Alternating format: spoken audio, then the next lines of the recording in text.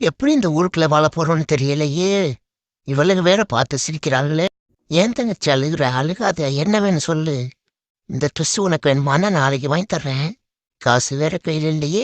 வேலைக்கு போனா கொஞ்சம் காசு கிடைக்கும், அதை வச்சு தங்கச்சிக்கு கேட்ட ட்ரெஸ் வாங்கி கொடுத்துடலாம். அம்மா இல்லைங்கிற கூட அவளுக்கு வரவே கூடாது.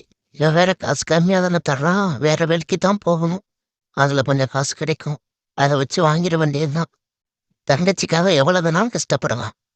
இவ்வளவு காசு போகுதுன்னு நினைக்கிறேன். நாளைக்கு தங்கச்சிக்கு இந்த கிஃப்ட்டை வாங்கி கொடுத்து சர்ப்ரைஸ் பண்ண வேண்டியதுதான்.